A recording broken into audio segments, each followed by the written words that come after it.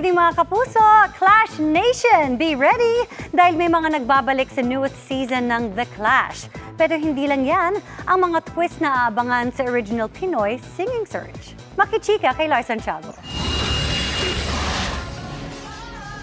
The Clash, isa, laban sa lahat!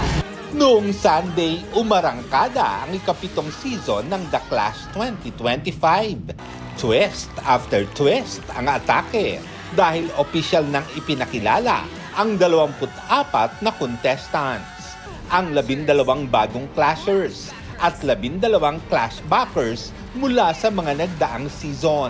Sa MediaCon, kasama ng 24 contestants, sina Clashmasters, Julian San Jose at Raver Cruz. At ang dalawa sa Clash panel na sina Lani Misalucha at Christian Bautista. Medyo mahirap para sa akin kasi nga, we're going to have to judge again the Clashbackers. Paano kung meron ng kailangan ma-let go na yung isang Clashbacker? Alam, it's really going to be hard for me. Iba na yung dynamic eh. Meron mga veterans at meron mga bago. Pero mas exciting para sa akin. Lahat sila equally, nagpapakitang gilas, lahat magagaling, binibigay lahat ng best nila. For me, ito yung pinaka mahirap. Pero at the same time, nakaka-excite kasi unpredictable lahat ng mga gagawin nila sa Clash Arena.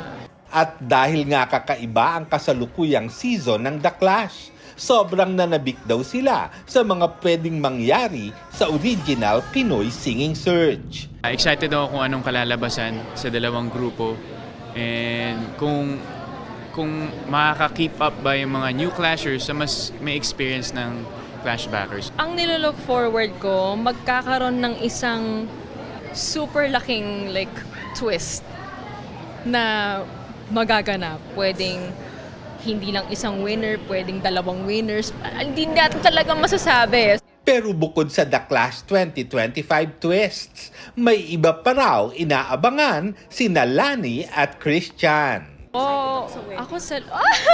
Ready na ako kumanta, date na lang. Of course, sino ba naman hindi may excite, ano? Second season sila nung pumasok as hosts. Oh, they were really good friends. And kami ni Ai, kami yung parang marites na mga tita. Kami yung mga chismosang tita na we've been observing both of them. Ganon kami ni Ai, how I wish na sila.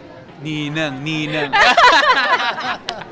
Yung journey ng love story namin ni Jules, nandun talaga sila Miss Lani, sila Kuya Christian, sila Ate Ai. So, alam mo yun, and time flies talaga eh. And now, yun na lang naman yung hinihintay. We're just very, very happy at where we are now, and we are excited even more dun sa kung ano man yung mangyayari sa future. Lars Santiago, updated sa showbiz happening.